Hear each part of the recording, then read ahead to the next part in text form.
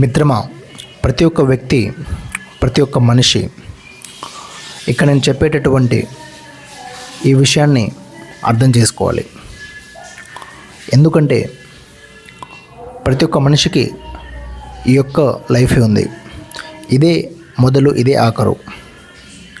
So మళ్ళీ పుట్టాం కాబట్టి మళ్ళీ ఈ అవకాశం రాదు. కాబట్టి ప్రతి ఒక్క మనిషి ఇక్కడ నేను చెప్పేటటువంటి ఈ విషయాన్ని అర్థం చేసుకోవాలి, తెలుసుకోవాలి. ఆపై ప్రతి ఒక్క వ్యక్తి ఆనందముగా, ఆరోగ్యముగా, సంతోషంగా, హాయిగా, మంచిగా, ధైర్యంగా ప్రతి క్షణాన్ని ఒక దివ్యముగా తీసుకుంటూ, అనుభవిస్తూ, అలా ఈ లైఫ్ అనే మ్యూజిక్తో, ఈ లైఫ్ అనే ఫ్లవర్ను, ఈ లైఫ్ అనే మ్యూజిక్ను ఆస్వాదిస్తూ ముందుకు సాగాలని చెబుతూ, మరి ఇక్కడ నేను చెప్పాలనుకున్నటువంటి విషయం ఏంటంటే, అంటే ఇక్కడ ఒక విషయాన్ని అర్థం చేసుకోవాలి, తెలుసుకోవాలని చెప్పాను కదా. మరి ఆ విషయం ఏంటంటే, ప్రతి మనిషి ఈ రెండు ప్రపంచాలను అర్థం చేసుకోవాలి, తెలుసుకోవాలి. మరి ఆ రెండు ప్రపంచాలు ఏంటంటే, ప్రకృతి అనే ప్రపంచం ఒకటి, మనుషుల ప్రపంచం ఒకటి, మానవ ప్రపంచం ఒకటి.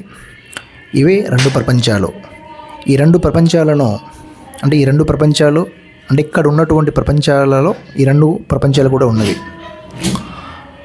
అంటే ఇక్కడ ఉన్నటువంటి ఏ ప్రపంచాలు అయితే ఉన్నాయో, అంటే ఇక్కడ ప్రతి ఒక్క దానికి సంబంధించినటువంటి ప్రపంచం అనేది ఉంది. సో నేను అది చెప్పకుండా నేను ఇక్కడ రెండు ప్రపంచాలను చెప్పాను కదా.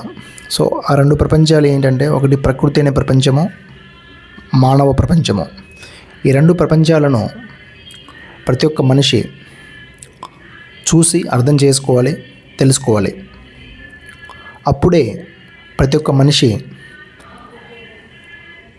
హాయిగా, ఆనందంగా, శాంతిగా, స్పష్టంగా, క్లియర్ అడ్రస్తో, నష్టం లేకుండా, సమస్యలు లేకుండా, నిత్య ఆనందంగా, నిత్య హాయిగా, శాంతిగా నడవడం అనేది తన యొక్క లైఫ్తో తను నడవడం, కదలడం, సాగడం, ప్రవహించడం అనేది జరుగుతుంది. అదే ఈ రెండు ప్రపంచాలను అర్థం చేసుకోకపోతే ప్రతి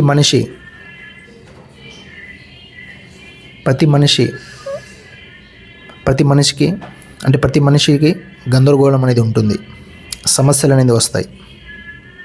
వాట్ అనేది, అంటే ఏది ఏమిటి అనేది మనకి, అంటే సమస్యలు అనేది వస్తాయి.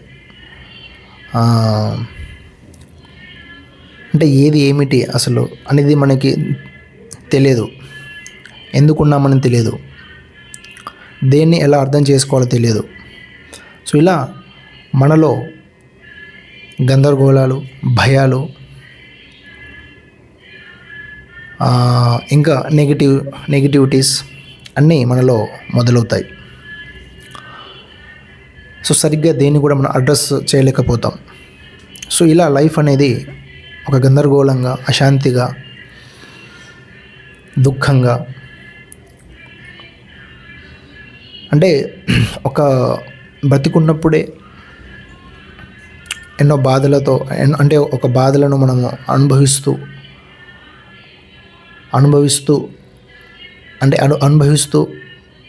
జీవించడం, అంటే మన యొక్క జీవనం అనేది సాగడం అనేది జరుగుతుంది. సో ఎందుకంటే ఇక్కడ నేను చెప్పినటువంటి ఈ రెండు ప్రపంచాలను అర్థం చేసుకోకపోవడం వలన ఈ సమస్యలు అనేటివి ప్రతి మనిషికి అనుభవం అవుతాయి, ప్రతి మనిషిలో జరుగుతాయి. సో ప్రతి మనిషి ఈ రెండు ప్రపంచాలను మస్ట్ అండ్ షుడ్గా అర్థం చేసుకోవాలి. సో మళ్ళీ చెప్పుకుంటే, మానవ ప్రపంచం ఒకటి, మనుషుల ప్రపంచం రెండు, ప్రకృతి అనే ప్రపంచం. ఈ రెండు ప్రపంచాలను ప్రతి మనిషి కూడా చూసి అర్థం చేసుకోవాలి, తెలుసుకోవాలి. అంటే మానవ ప్రపంచం అంటే ఏమిటి, ప్రకృతి అంటే ఏమిటి, ఇలా వీటిని మనం అర్థం చేసుకున్నప్పుడు అప్పుడు మనకు ప్రతిదీ కూడా మనకి ఇక్కడ స్పష్టంగా, క్లియర్గా మనకి ఇక్కడ అర్థమవుతుంది, తెలుస్తుంది. అండ్ దేన్ని ఇలా మనం అడ్రస్ చేయాలో అలా అడ్రస్ చేస్తాము. మనం సరిగ్గా మనకి ఏదైనా ఒకటి మనకి అర్థమైనప్పుడు తెలిసినప్పుడు మనకి ఒక వాస్తవికతతో మనకి అర్థమైనప్పుడు తెలిసినప్పుడు అక్కడ మనకి భయం అనేది ఉండదు, మనలో గందరగోళం అనేది అక్కడ ఉండదు. సో మనకు భయం అనేది ఉండదు, మనకి అది క్లియర్గా మనకి తెలిసింది, అర్థమైంది, ఎస్ ఇది అనమాట, రైట్. మనకు తెలిసినప్పుడు మనకి అర్థమైనప్పుడు మనలో గందరగోళం అనేది ఉండదు. అంటే గందరగోళం అనేది భయం అనేది ఎక్కడ ఉంటుందంటే ఏదైనా ఒకటి తెలియనప్పుడే, ఏదైనా ఒకటి అర్థమవునప్పుడే మనకి అక్కడ భయం అనేది ఉంటుంది, భయం ఉంటుంది, బాధ అనేది ఉంటుంది.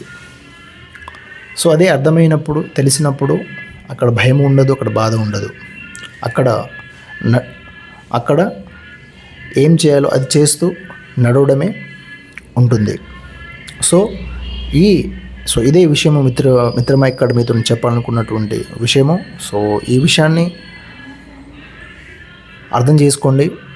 ఇక్కడ చెప్పినటువంటి ఈ విషయాన్ని ఇప్పుడు మీరు విన్నారు కాబట్టి ఇక్కడ ఈ విషయాన్ని ఇప్పుడు అర్థం చేసుకోండి, తెలుసుకోండి, ఆపై హాయిగా సాగిపోండి, రైట్.